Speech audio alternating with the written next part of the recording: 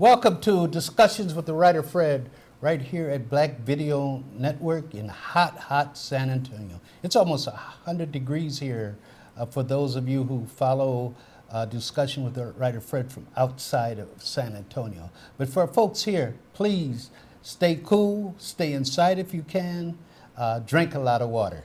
So I call this a special edition because I have a very special guest with me today, Judge Peter Sakai, who's been a judge in San Antonio for over 26 years, and he's been doing his job for us. Now he wants to move on to another job. He wants to become county judge of the commission. So Judge Sakai, welcome to Discussions with the Writer Fred and to all our viewers. Thank you for being here. I'm honored. Yes. And before we get started with the questions, we had a tragedy, a real tragic situation in Buffalo, New York. You want to comment on that, Judge? Yeah, it was a horrific situation. It was obviously it was a hate crime issue. Somebody who has animus toward an ethnic group, primarily African Americans. Yeah. Somebody that had well documented, apparently with a manifesto. So yeah, it was a clear indication that this person was very disturbed and had real hate in his heart to do that. Yes. And so what I am troubled by this hate issue and hate crimes. And we've had those issues here even in Bexar County. We've had anti-Asian comments. Right. We've had, obviously, anti-Black, anti-Hispanic, anti-gay, people who are marginalized, people who are discriminated against. Yeah. And so, Fred, it's the reason why I'm stepping up to be the next county judge. Okay. We need somebody that's going to bring this community together. Somebody that will, we're going to have to push back and not tolerate and make sure we prosecute and that we are proactive in these issues and that we hopefully, our law enforcement, our mental health community, it's a complex issue. We got to make sure that we are dealing with the issues of our community and that we're ahead of this and we don't tolerate these type of crimes. I mean, unfortunately, it may well happen, it will probably happen, but we have to protect our community at all costs. Absolutely. And so that gets into my first question for you, Judge.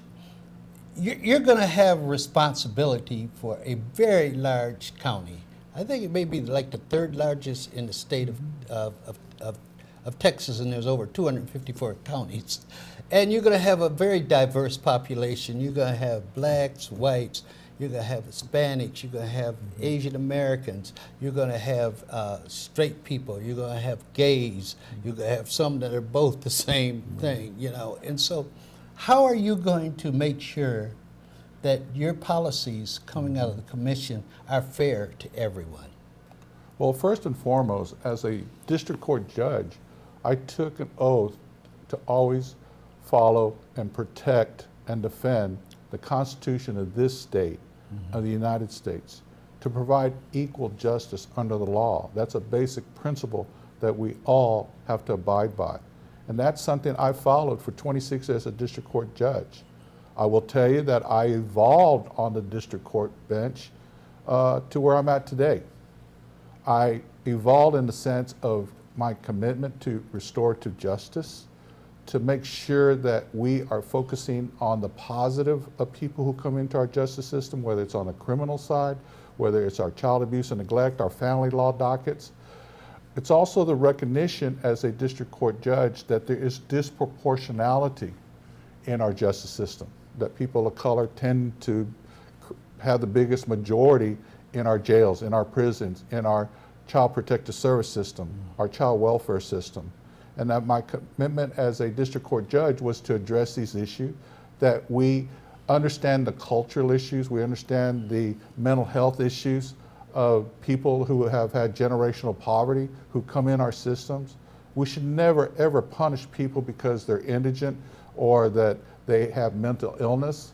And so my situation is this: as a district court judge and now as your next county judge, I want to make sure that our justice system is fair and just and is consistent. And there's a recognition that we must be proactive in order to address the inequities and make sure that we have equal justice under law and that we focus on restorative justice. That's the reason why in the district court, as the in charge of children's court, I created family drug court.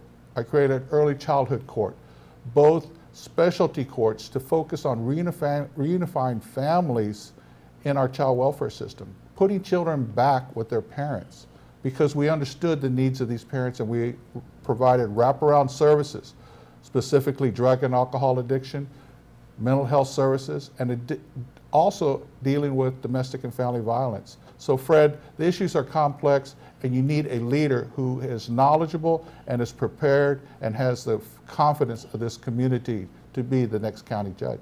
Okay, you raised the issue of domestic violence, and it's been on the rise since COVID-19.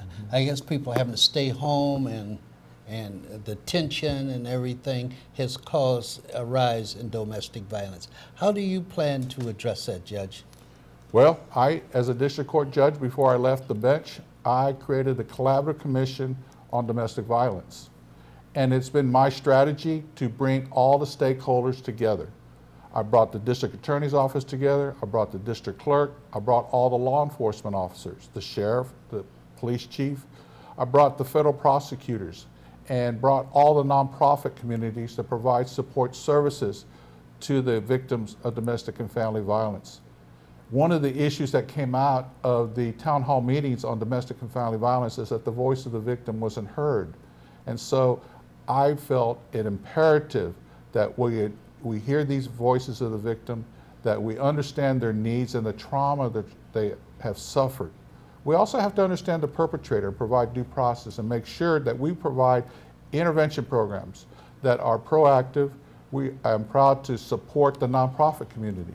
The Family Violence Prevention Services, the Peace Initiative are excellent examples of programs that provide batters intervention prevention programs called BIP programs, fatherhood programs to teach perpetrators, mainly fathers, to step up and to be better fathers and be better spouses or partners.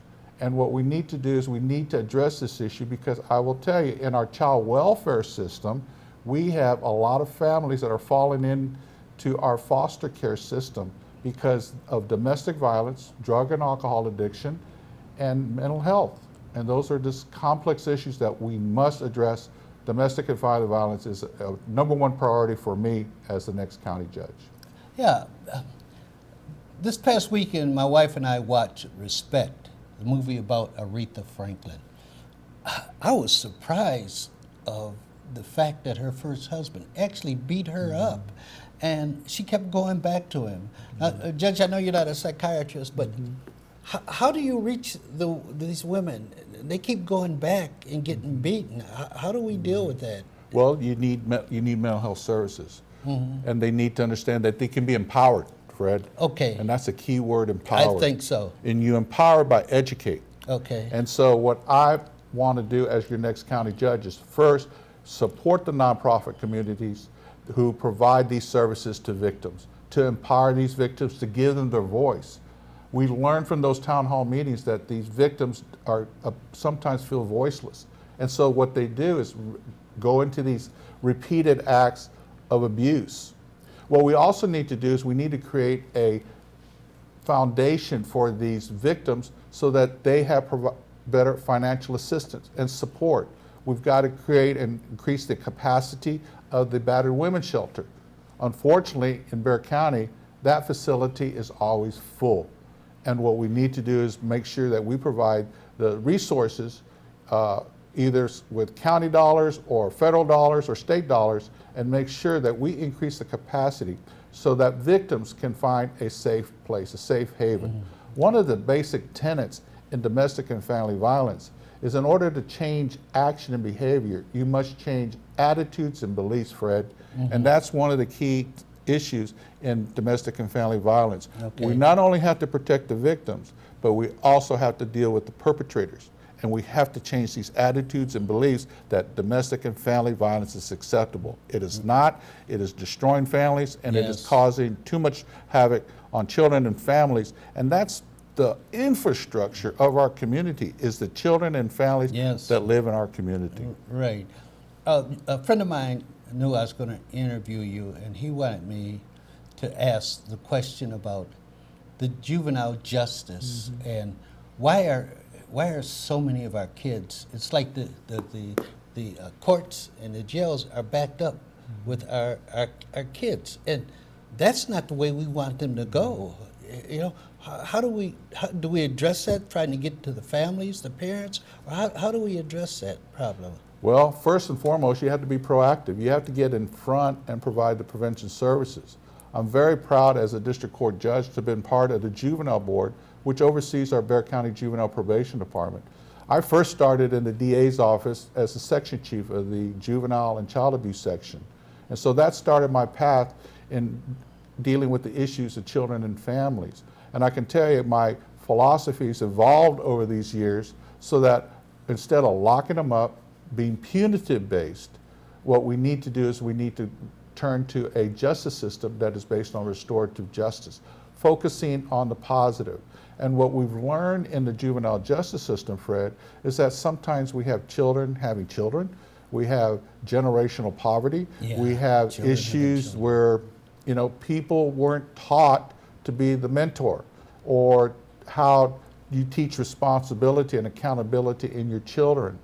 And so one of the things at the Juvenile Probation Department that's led here by Jill Mata is that they focused on diversion programs, so that when a youthful offender comes in on a low-level misdemeanor, instead of just dismissing the case or diverting them and not doing anything, we put them through a parental program to teach the parent to teach their own children to be held accountable for the acts or omissions that they do.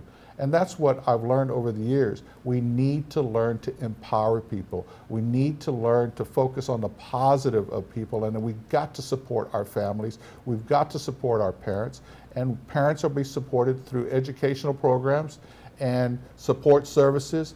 And also, as I've mentioned, we have mental health issues. We have a capacity in our mental health to make sure that we can take care of people who've been traumatized. And in the juvenile justice system, unfortunately, you have children who have been abused and neglected, and then that gets repeated then when they become parents, and then their children come in. And so my commitment as the next county judge is to ensure that we are providing adequate and competent mental health based on what's called trauma-informed care. Deal with people who have been victims of trauma. And what we'll do is we'll find out that we can then properly intervene in these families and put these families on the right path. Okay, sounds good. All right, we're going to take a break, but I want to lead into our next segment talking about education and the budget. Okay. We're going to take a break. We'll be right back with you with Judge Peter Sakai on Discussions with the Writer Fred. Veterans, when you're struggling, soon becomes later, becomes someday, becomes when. Don't wait. Reach out. Find resources at va.gov/reach. Hello, this is Cornell with Frost Bank. Hi there, this is Terry with Frost. Good evening, this is Franklin. This is Robert with Frost.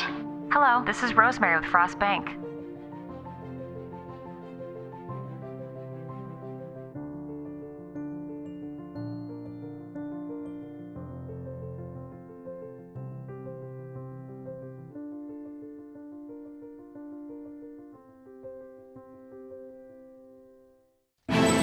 Nothing to do this week? Don't miss another event. Go to blacksinsanantonio.com for our event calendar. The home of the largest business directory in San Antonio with an African American focus. Sign up today for our weekly e-blast and text message alerts. Help us make this a better community. Connect, empower, grow. Welcome back to Discussions with the Writer Fred with my special guest today, Judge Peter Sakai.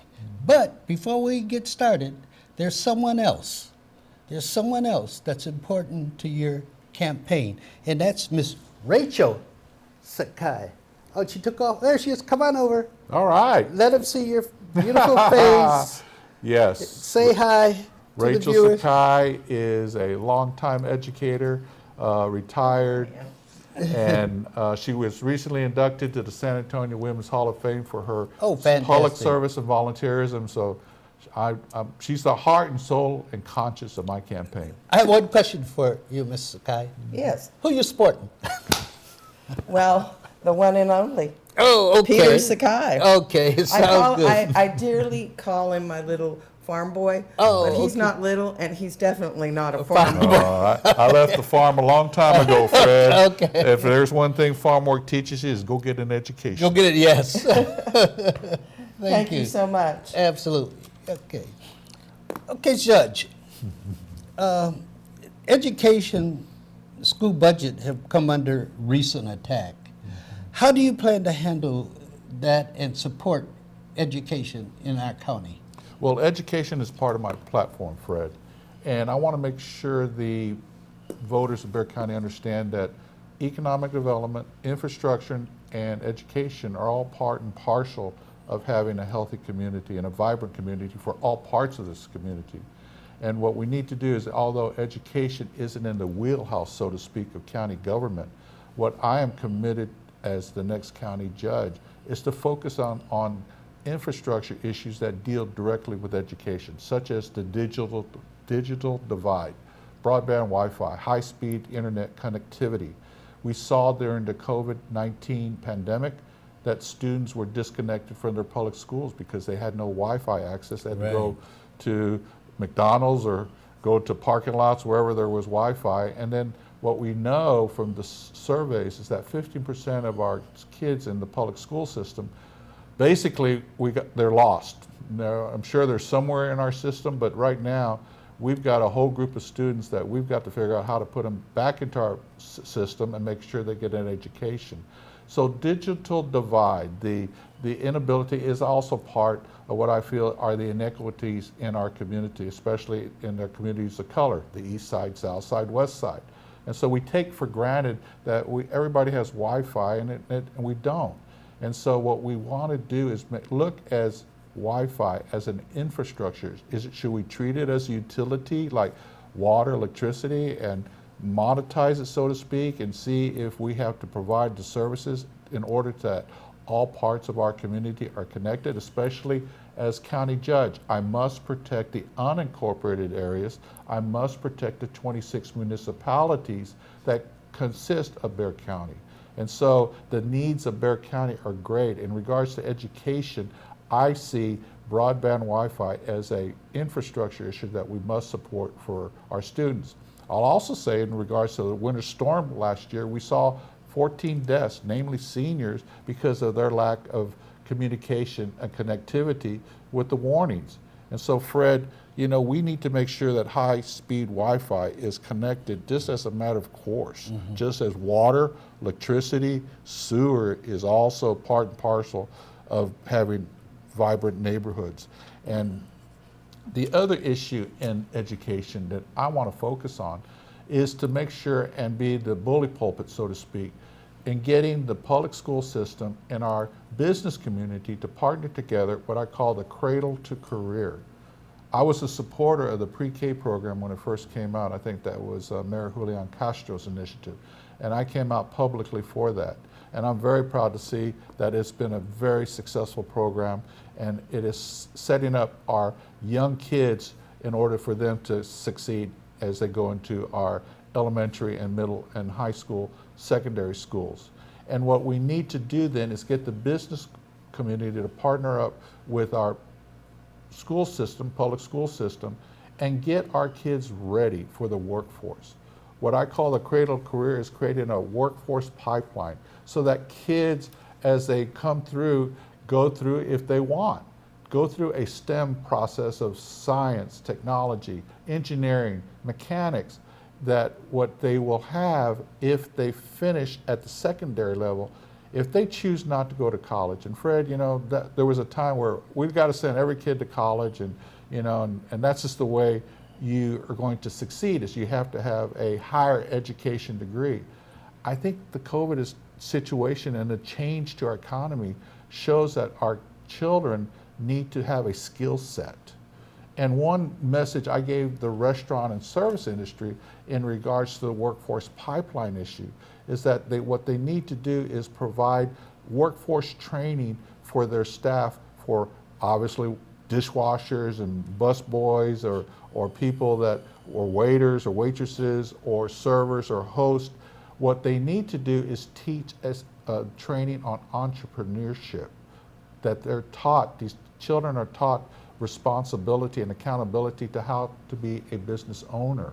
And I think that's the key distinction. The old help wanted sign in the business, small business, and getting somebody off the streets from high school, don't think it's going to work anymore. We're seeing small businesses struggle with that. So I think it's crucial for the county to be involved in the workforce pipeline, and that's what I call my cradle to career. Okay. Very good.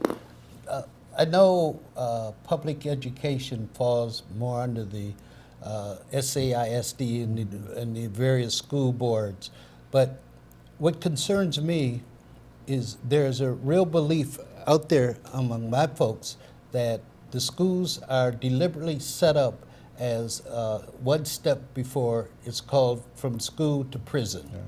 From school to prison. The pipeline to prison issue. Pipeline to prison, yes. And we have to somehow break that. Oh, I do not in any way support that philosophy, and okay. I will work with our educational system, specifically our public school system, and I have had conversations with the public school and with the unions that are part of the public school process and telling them that we must dismantle that pipeline to prison. Absolutely. That we can't over-discipline our children and set them up for failure. Right. And one of the big issues really is to focus in on training on law enforcement within the school system, so that we don't have those horrible situations where students are treated in a militaristic way. that is totally unacceptable. 6-year-old kids being arrested. Yeah. 6-year-old kids being arrested, handcuffed. That's unacceptable. Yeah. I will not tolerate that as a county judge. One of the things, you know, the relationship is state to county to city, all the way down. You mentioned all the different municipalities. How do you plan to work with all those different entities? Well, let me give you an example, Fred, of what we did there at the court. We called the college-bound docket there in children's court. And what we saw a problem. And the problem was this: foster children were not taking advantage of their tuition waiver. Only 3% of the foster care population got their tuition waiver and graduated from college, an abysmal record. So what we wanted to do to focus in here in Bexar County was to say, how are we going to address that? So I brought all the stakeholders together. Okay. I brought UTSA, Texas A&M, and the Alamo College District and the officials there and said, how can we connect with foster kids and make sure they succeed? First, we need to understand their life, their problems, and the obstacles they faced. And what we learned was that foster children don't have a home to go to. They grew up without parents because the rights of the parents were terminated. And so when they turned 18 and the state let them loose, so to speak, basically they had no place to go to. Think about this. Where do they go during this spring break? Where do they go during the summer? Where do they go when the dorms close? They have no place to go to.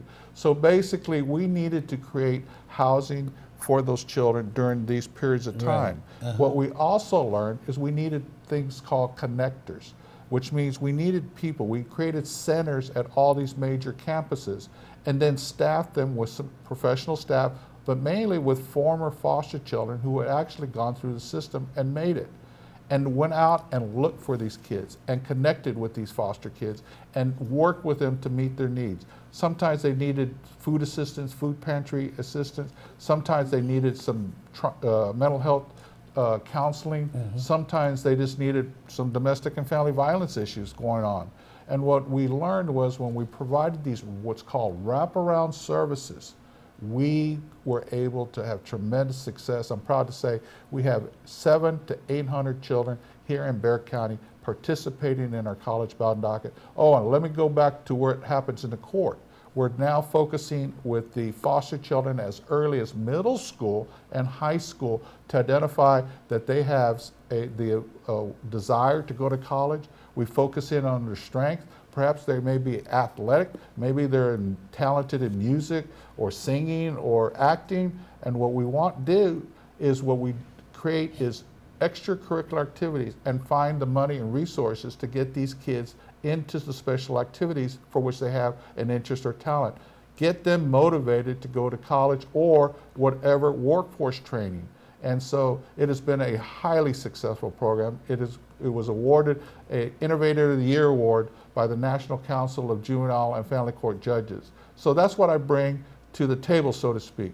Innovation, out-of-box thinking, and breaking the silos. And I was credited for bringing all three higher education institutions into the room and having them work together, and then getting the money from the legislature, and it has been a tremendous success. I'm very proud of that program. Okay, very good. We're going to take another break, Judge. When we come back, we want to talk about economic development.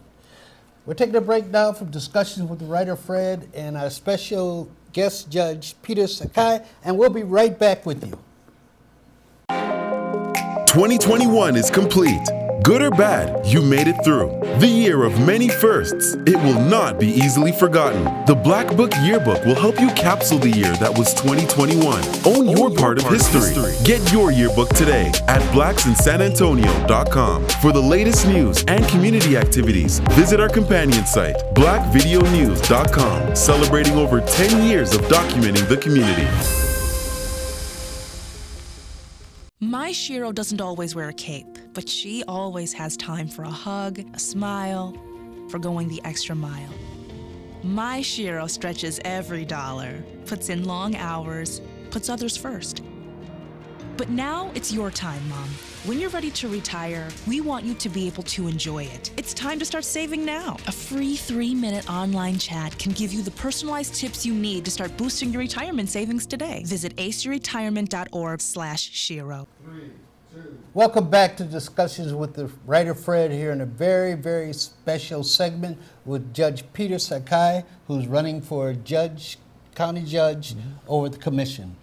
So we've discussed a lot of issues here, but one we haven't and we definitely need to, and that's economic development. And I know a lot of my viewers out there are concerned about that, and especially how do we build up economic development, not only throughout the county, but also for the east side of San Antonio. Right. Well, my commitment as the next county judge is to make sure that we're fair and consistent with economic development, especially when it comes to the east side community. I've heard in this campaign, and I've always heard as a district court judge, about the inequities, the unfairness of the economic development as it applies to the county. And so what I want to do is to make sure that we are listening to the community, especially the small businesses that I believe are the backbone here in this community.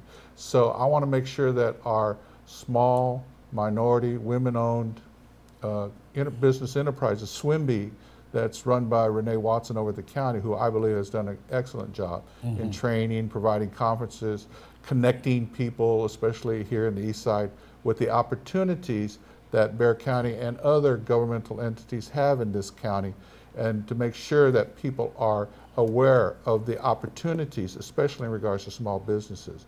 The county also has a business economic development department that goes out and looks for opportunities to bring big businesses, corporate headquarters here. And I want to make sure that Bexar County is the county of choice. The county of choice not only for the businesses and corporate headquarters, but also for the people that come here, the workers. And I want to make sure that when we give out tax incentives, tax abatements, tax breaks, whatever we do to encourage our corporate community, that we include and make sure that they are focusing and mandating that they're taking care of the labor and service employees that work in their businesses. And we can do that by stipulation in these incentives that we provide. Make sure that there are fair living wages. Make sure that there are health care packages and job benefits that will provide the support that these families need as these businesses move to the community and hopefully relocating here in the east side. And so the issues is to make sure that we are fair, we are consistent, we got to make sure that we're open and transparent in whatever incentives we give out, so that we can see that these issues are fairly dealt with, and that's my commitment as the next county judge. Yeah, I know Tommy Calvert, who's on the council, supports that. And so, what's your relationship? Because he represents most of the east side, I believe. Right. What's your relationship with Tommy Calvert Well, Jr.? I'm proud to say Commissioner Calvert is a friend. He's somebody I look up to. He's one of the hardest working commissioners on Commissioners Court. He's one of the brightest. He's got a lot of ideas, and he and I have shared them, and I'm proud to say that he has endorsed me for the county judge race. Okay. That means something. It does. It means a lot. It means a lot to me. So I'm going to take a personal privilege here for a minute and talk about economic development. This man here has built up this communication system on his own. On his own. He's been doing that thing like for 12 years. And so when they talk about economic development, I hope the city, the county, the state, even the national government would make sure that he's able to survive, because he brings a special message to this community that's very, very, very important.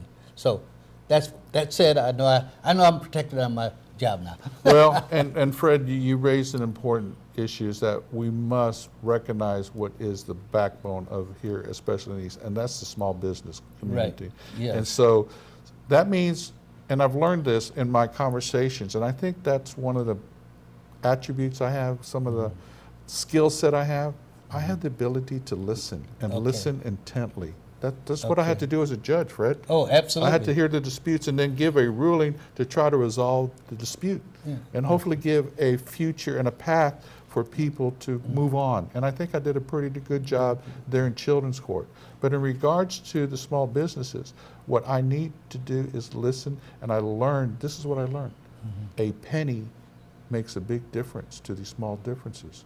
And we need to be careful about assessing fees, assessing burdens, assessing regulation. What we need to do is listen to the business community and let them tell us what their needs are. And from there, we can then balance the needs of, all right, we need to raise money, revenue for the county, but let's not do it on business owners. Let's not do it on homeowners. Let's not do it where it's disproportional to people of color. Let's not do it where it's disproportional to seniors, disabled, or veterans. What we need to do is listen intently, understand the issues, and then find solutions that will work, that will allow growth of small businesses, allow the growth in our community, and allow us to move forward in a very positive way. That's good. My experience has shown me that one of the problems, and I'm not going to ask you to address this issue, one of the problems is that the majority businesses have traditionally blocked minority businesses, and I say it's for greed. They want to keep all the money within their company, and that has to change. It has to be a fair, much fair, equitable dissemination of the work. So let me ask you this, Judge. You mentioned something. You said you had to sit there and listen. Did you ever get bored? Did you ever fall asleep? I mean, I wouldn't have judges. They listen to all this stuff all day long and back and forth. No, I never got bored. Now, you never got bored? I never got bored, but I will tell you that sometimes the argument of attorneys could be very uninteresting. And sometimes I just had to disregard what attorneys said. What I learned during my time as a judge was to listen to the people who had the disputes in my court. People needed to know that I gave them dignity and respect by listening to them. And that is a skill set that I have. I listen to them. I try to listen to understand. And I think that's a crucial difference. You can listen and, as you say, let the words come in and go out. But if you listen to understand, you try to feel people's emotions. And you understand where they're at, and you understand why they may have a big dispute in the courtroom. And so when I made my rulings, I tried to be fair and just with the understanding of the pain and trauma people were suffering. And that's one thing as a judge, I was very cognizant of the trauma that is inflicted on people who come into the courtroom. And I was very sensitive to that. And that is the type of county judge that I'll be. Somebody understands that people's lives are affected by the decisions we make. So as county commissioners, as county judge, we got to make sure that our decisions are right for children and families. Okay. Well, Judge Sakai, tell our viewers about the voting process, about how they can contact you, okay? Sure. Well, first and foremost, thank you for the opportunity to come speak here, Fred, and it's been an honor and privilege to be here, especially here in the East Side, as I campaign throughout all parts of the community to ask for their vote and their support. You can contact my campaign at judgepetersakai@gmail.com. You can contact the campaign at 210-465-2524. And let me remind everybody that early voting started Monday, May 16th, and will run through Friday, May 20th, 8 a.m. to 8 p.m. at all the early polling sites. You can vote at any polling site, even on Election Day on May 24th, a Tuesday.